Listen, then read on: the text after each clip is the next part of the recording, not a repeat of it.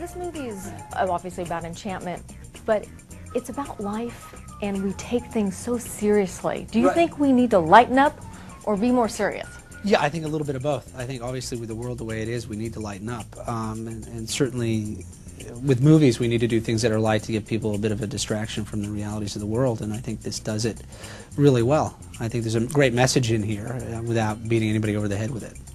Do you think that we have lost our sense of enchantment and that magical side, or are we making it a little bit more, do we need to make it a little bit more simple? Yes and no. I think because of the original sort of princess idea was like, okay, you find your man, you get married, and you're going to be happy if that's what you achieve. And then there's the reality that that's not in fact at all true, that there's a lot of work there and sometimes it doesn't end happily ever after. And I think it's a nice debate that they have, Giselle and Robert, when they discuss it, where he's like, look, it doesn't exist. You don't know if you're going to survive the day, let alone a lifetime with somebody. And she's like, oh, no, you do. And I think you need a little bit of Giselle and you need a little bit of Robert to make it to work. I really, yeah. I think you have to have that magic. You have to hope for some magic and look for the magic and identify it when it comes up. But at the same time, you don't put the pressure or the expectation on having someone be perfect, or that life is going to, once you achieve a certain thing, you're going to be happy ever after, because it's never that way. In movies, we have these fairy tale endings, and a lot of us get caught up in that looking for your prince or princess. Sure, right, exactly. Well, I think this is a different take on that, completely, in the fact that it's interesting that sort of if you look at it symbolically, the feminine energy saves the masculine at the end, where she goes and rescues him by picking up the sword.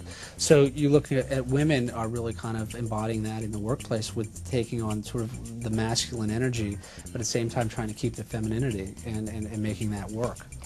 In the film, you discourage your daughter from reading fairy tales.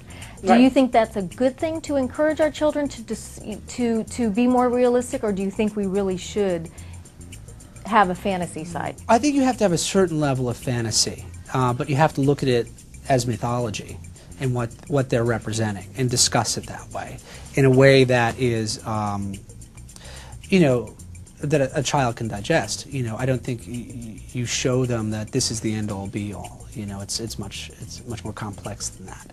And that in fact is a fairy tale, and what that represents is something else. What are the top ingredients you think in making love last?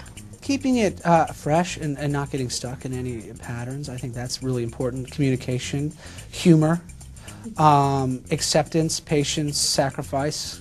I think all of those things are really important. And at the end of the day, respect. Great. And a good therapist. You always need a good therapist. That's great. Thank you so much.